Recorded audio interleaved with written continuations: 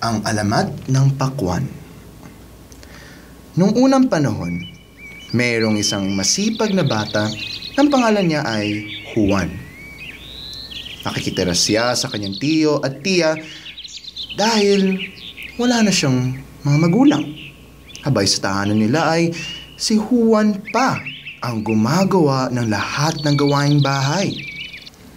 Hoy, Juan! Hugasan mo ang lahat ng mga pinggan. Pagkatapos, linisin mo yung kubeta at kwarto namin. Opo. At dahil malaki ang ulo ni Juan, palagi rin siyang tinutukso, binabatuhan, at sinasaktan pa ng mga bata roon. Hoy, sige yun si Pakwan. Pakwan. Bakit ka tumatakbo, Pakwan? Ano? Abayo nga naman. Kalaki-laki naman ang ulo mo pero wala ka namang utak eh. Nakakatawa naman siya. Parang duwag na nakalupasa sa daan. Tama na.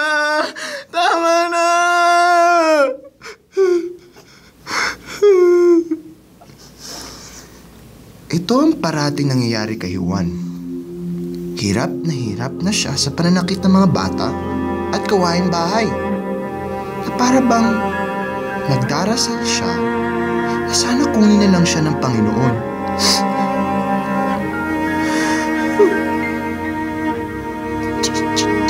Diyos ko! Hindi ko na po kaya ang mga pananakit na ito. Akala ko ba mahal mo ko? Ano ba? Kunin mo na lang ako. Kung ganito na pala yung buhay ko, kunin mo na lang ako. Ano, may angal ka? Kunin mo na ako! Tuloy-tuloy ang pagdarasal ni Juan sa Diyos. Hanggang sa isang araw, biglang umulan ng sobrang lakas na bumaha sa bayan ni Juan. Dito pa huling nakita si Juan. Nung humupa ng ulan, hanap pa ang mga tiyo niya, ang kanyang tiya, at ang anak nito sa kanya. Pero, wala si Juan. Juan! Nasaan ka? Huy! Juan! Huy, nasaan ka, Juan? Juan! Magpakita ka!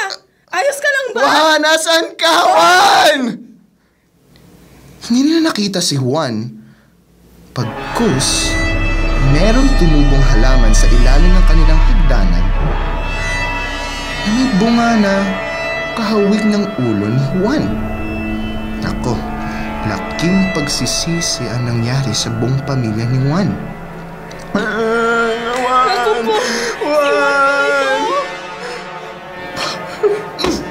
Bakit pa kasi natin minamaltrato si Juan eh? Wala na nangyari sa buhay.